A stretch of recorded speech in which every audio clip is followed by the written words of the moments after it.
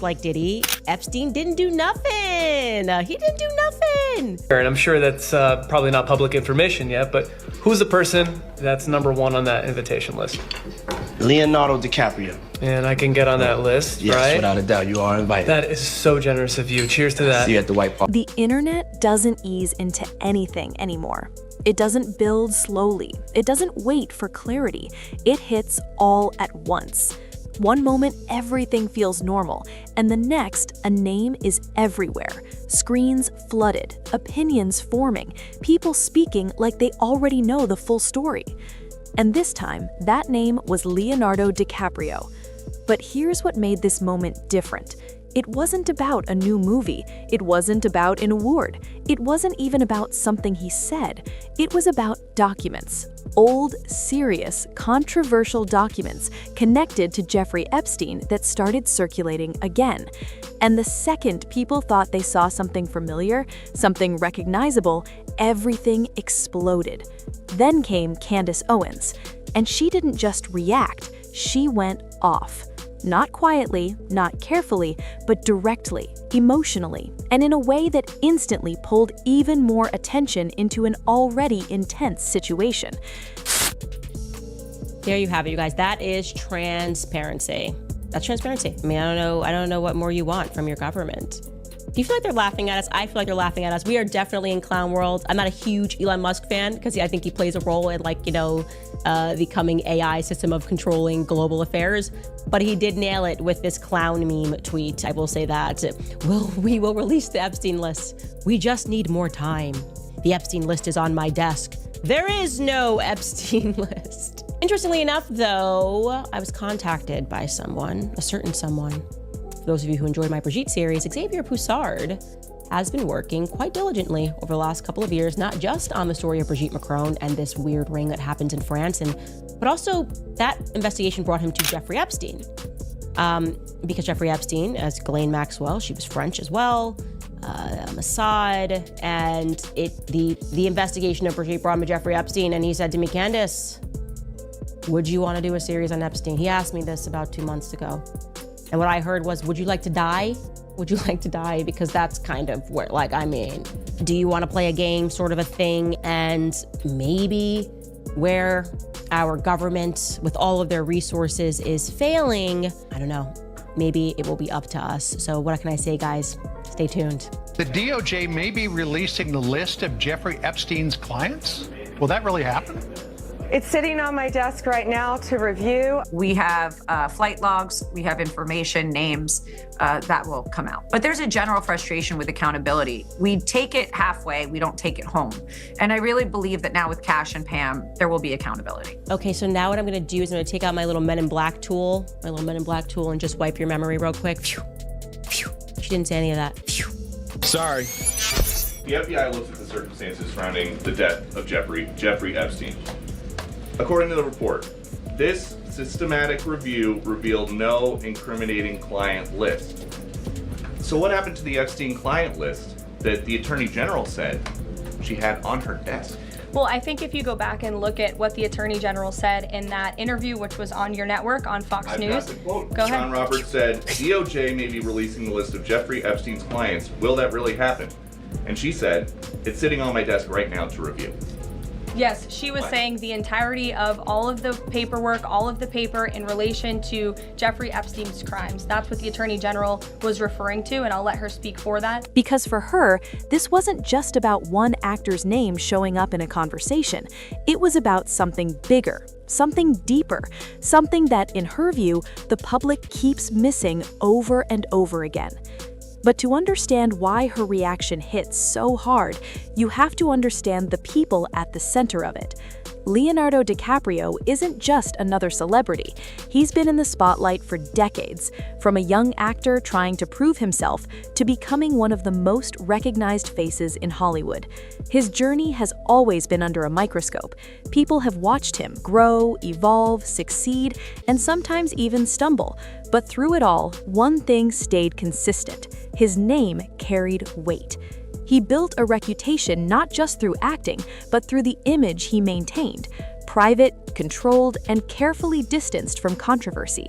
While other celebrities found themselves constantly caught in scandals, DiCaprio managed to stay just outside that chaos. Not completely untouched, but never fully pulled in either. He went out there and claimed there were tens of thousands of hours of tape. There are, by the way, but they are child pornography. The reason the FBI is not releasing them is because those tapes do not include underage people with third parties on Epstein Island. That is not what the tapes are. I also have sources in the federal government who are covering this stuff and have seen the documents. Those tapes are just child porn. That's all. That's what they are. That's why the FBI is not releasing them. As far as the Epstein list, what I have been told by my sources is that there is no Epstein list, that basically there's a black book of Jeffrey Epstein contacts. And the vast majority of those contacts are already out there publicly. That's why you know names like Prince Andrew or Alan Dershowitz or some of the names that have been mentioned here. Those contacts, there is no evidence, according to the DOJ and the FBI, and again, that's public, there's no evidence that any of those third parties were having girls trafficked to them. And that is not evidence that was made clear, certainly, to the DOJ or the FBI. Here is Tucker then asserting that it was actually Mossad. Again, without evidence, not a shock. Of course, this is where Tucker was going. This has become the hot speculation on the internet, is without evidence. You say that Mossad was running Jeffrey Epstein. When I say without evidence, I mean without evidence. Naftali Bennett, the former Israeli prime minister, said, quote, "As a former Israeli prime minister, with the Mossad having reported directly to me, I say to you with 100% certainty, the accusation that Jeffrey Epstein somehow worked for Israel or the Mossad running a blackmail ring is categorically and totally false. This accusation is a lie being peddled by prominent online personalities such as Tucker Carlson, pretending they know things they don't." And in fact, I followed up with the former Prime Minister, Naftali Bennett, and what he told me is that Mossad has not been active in the United States against the United States since the Jonathan Pollard scandal of 1987, when a U.S. Army contractor who's actually working for the Navy revealed classified information to the Israeli government. He was prosecuted by the United States government and ended up in prison. I didn't watch this whole clip. This is years. Hilarious. And so Israel since then has not spied on the United States with Mossad. Okay, guys. Well, there you have it. It's just, I don't know how he does it with a straight face. That is like, well, anyway, guys, there's millions of females, but don't even it's like, Mossad hasn't been doing nothing. I know it seems weird because BB's like always here or whatever, and we seem to be doing their bidding everywhere. But the Mossad just said in the United States, they were like, I'm a chill. And they haven't done a single thing here at all. I know it might look that way. Miriam Adel said she doesn't even know their name. She doesn't know who they are, actually. She's doing her thing, and she's giving Trump $200 million, but it ain't got nothing to do with the Mossad. So I just wanted to bring you that stunning report from Ben Shapiro. Thank you for clarifying, Benjamin. What? 21 cars? What? They could have gave me a car. And that kind of image doesn't happen accidentally. It's built over time, carefully, quietly. So when his name suddenly started trending in connection with something as serious as Epstein-related documents, it didn't feel normal. It felt jarring, unexpected, and for many people, confusing. Because the Epstein case isn't just another headline. It's one of the darkest, most disturbing situations tied to powerful individuals in recent history. It involves real victims, real pain, and questions that still haven't fully been answered. And that's what makes it so sensitive. That's what makes it so dangerous when conversations around it start moving too fast. But the internet doesn't slow down for sensitivity. It reacts. It spreads. And it decides what something means before most people even understand what they're looking at. Screenshots started circulating, clips were reposted, people began pointing, connecting, assuming. And within hours, it wasn't just information anymore. It was a narrative. And then Candace Owens stepped into it. But here's the twist. She didn't react the way some people expected. She didn't just focus on DiCaprio. She focused on everything around him. Her reaction wasn't soft, it wasn't cautious, it was intense, direct, and filled with frustration. Not just at the situation, at how quickly people were turning something unclear into something that felt confirmed. She questioned the speed, she questioned the assumptions, and most importantly, she questioned the mindset behind it all. Because from her perspective, this wasn't just about whether a name appeared somewhere. It was about what people do with that information the moment they see it. And that's where things started getting deeper. Because being mentioned in a document, especially one connected to a large, complex investigation, is not the same as being accused. It's not the same as being involved, and it's definitely not the same as being proven guilty. But online, those lines disappear almost instantly. And Candace didn't ignore that. She leaned into it hard. She pointed out how quickly people jump from curiosity to certainty, how a simple mention can turn into a full-blown accusation without context, without verification, and without hesitation.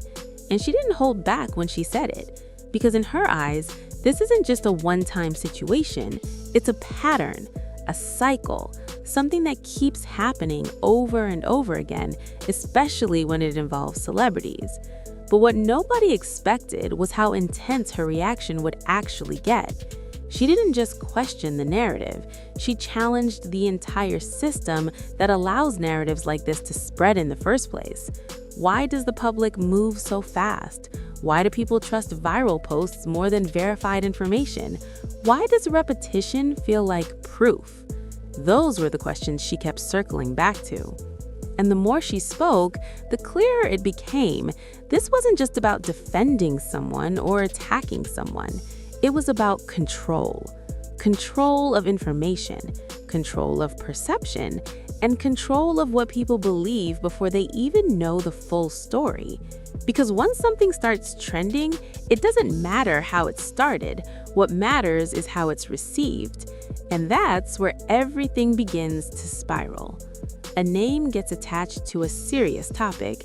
That topic already carries emotional weight, and suddenly, people aren't just discussing, they're reacting emotionally, quickly, and sometimes blindly. And many of these things that you may have thought were conspiracies, things that I grew up thinking were conspiracies, are so obviously not conspiracies at all. It's getting interesting, but we can put that as another thing that I was right about. Unfortunately, I don't want to be right about these things sometimes, but when it came to Emmanuel Macron, yeah, that's been pretty obvious. Any woman looks at Brigitte and just goes, nah, nope, something not right there. When I said it, it was a conspiracy. Now these Epstein emails are getting released and people are looking up, and by people I mean the mainstream media. They're willing to accept that maybe I was telling the truth. He's also married to a dude because he's gay, so that makes sense.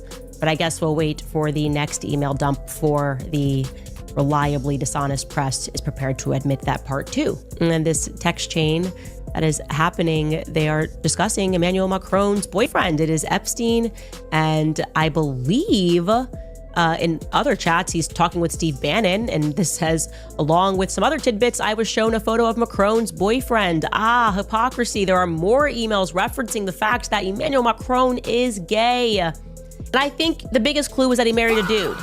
But apparently now people are willing to accept that Emmanuel Macron is not a straight Catholic man by any stretch of an imagination. No, in fact, I know his trigger. His trigger is MK Ultra.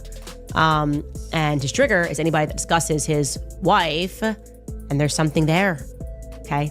Now that we are kind of graduating into the Epstein files as a society, you can start to separate that all of these facts from fiction and recognize that the media is out there to consistently lie and to protect the elites. They have money, they have power, they do not have the truth on their side. Candace Owens saw that happening in real time. And instead of staying quiet, she pushed back against it. But not in a calm, measured way, in a way that demanded attention, in a way that forced people to stop scrolling and actually think about what they were seeing. Because according to her, the real issue isn't just misinformation. It's how easily people accept something as truth the moment it feels widespread. And that's where her message started hitting harder. Because she wasn't saying the situation itself should be ignored, she wasn't dismissing the seriousness of Epstein or the importance of asking questions. In fact, she made it clear that those questions should be asked. But asking questions is not the same as assigning guilt, and that distinction is everything. But online, it disappears. And once it disappears, everything changes. Because people stop looking for answers and start looking for confirmation. That's when narratives take over. That's when reputations get shaped in real time. And that's when situations like this become bigger than the facts themselves. For Leonardo DiCaprio, the impact wasn't just about a trending moment, it was about association, about being pulled into a conversation that carries serious weight, regardless of context. And once that association exists, it doesn't just go away. Even if nothing is proven, even if nothing is confirmed, the connection sticks. That's the reality of viral media, and that's what makes moments like this so powerful and so dangerous at the same time. Because for the audience, it feels like they're watching information unfold, but in reality, they're watching perception being built, and that perception can shape everything: careers, reputations, public opinion, even long-term legacy. That's the part people don't always see in the moment. They see the trend, they see the posts, they see the reactions. So, what should people actually take from all of this? Not a conclusion, not a judgment, but a pause. A moment to step back and ask questions instead of rushing to answers. To understand the difference between being mentioned and being involved. To recognize that not everything that trends is verified, and not everything that feels true actually is. Because in a world where information moves this fast, the real power isn't in reacting, it's in thinking, it's in questioning, and it's in knowing when to slow down, even when everything around you is speeding up. And if you want more breakdowns that go beyond the headlines and actually explore what's real versus what's just going viral, make sure you stay connected, because these conversations aren't going anywhere. And when you really sit with all of this, when you take a step back from the noise, the posts, the reactions, the opinions, you start to realize something deeper is happening here. This was never just about one name trending. It was never just about one reaction going viral. It was about how fast everything moves now and how little time people take to actually understand what they're looking at. Because the truth is, moments like this don't just come and go. They leave a mark. They shape how people see someone. They influence opinions before facts even have a chance to catch up. And once that shift happens, it's almost impossible to fully undo. That's the real weight of it. And that's why Candace Owens said what it did hit so hard for so many people. Not because everyone agrees with her, but because she forced a conversation that most people don't stop to have. She made people uncomfortable. She made people question things. And more importantly, she made people pause. Because in a world where everything is instant, pausing has become rare. But it's also necessary. Because without that pause, everything starts blending together.